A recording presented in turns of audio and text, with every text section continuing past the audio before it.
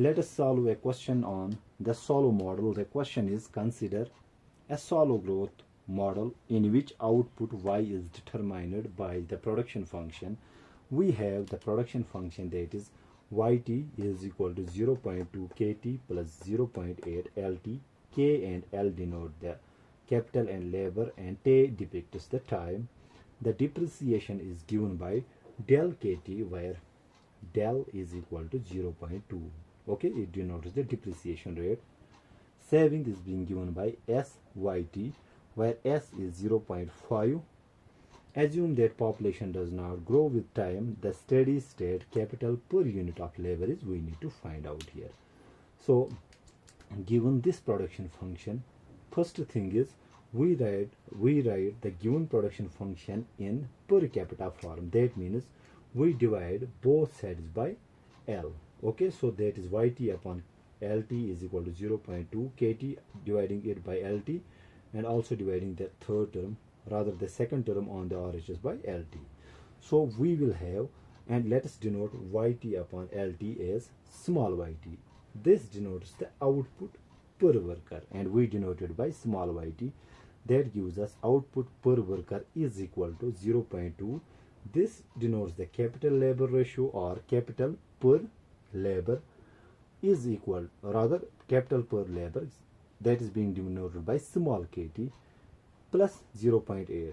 lt and lt gets cancelled here. So given this production function in intensive form, we also know in the Solow model that savings are equal to investment, and savings are being given as syt, and when we write it in per capita form, so we will have yt upon lt. So we have actually this yt upon lt denotes our small yt. Okay, so savings, s denotes the saving rate, yt denotes the output per worker is equal to, rather income per worker is equal to investment per worker. Okay, so in the Solow model we assume savings are equal to investment. S is equal to small s times small yt. Small yt denotes the income per worker or output per worker, and it should be equal to small I, that is investment per worker.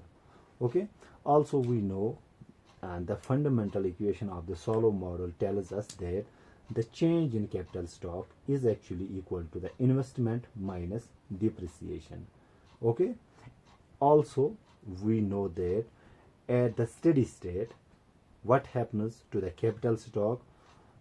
The change in the capital stock at steady state is equal to 0. That means whatever investment is being done, it is used to compensate for the depreciation. That is, at steady state del kt is equal to 0, which implies if del kt is equal to 0 in this equation, that means I minus del kt is equal to 0.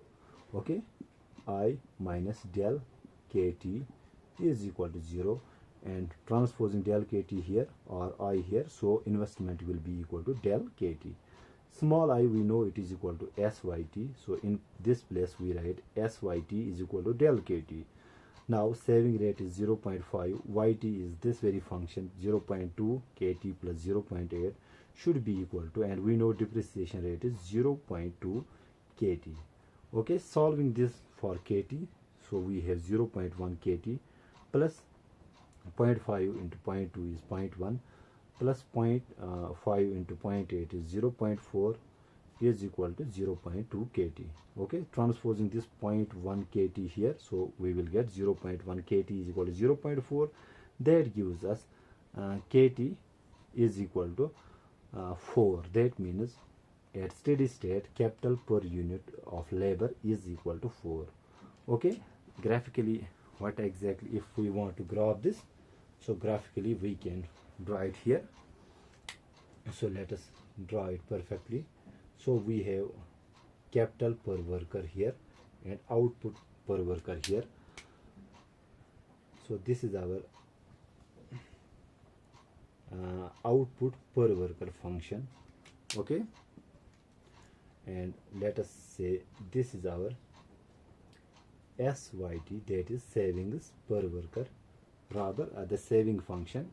And we have also the depreciation, that is equal to del KT. So it will look like this. So del KT. So what happens at steady state? Investment is equal to the depreciation, or savings are equal to depreciation. And at steady state, what we have, capital per worker is equal to 4, and at that point we say that the change in capital stock, that is del KT, is equal to 0.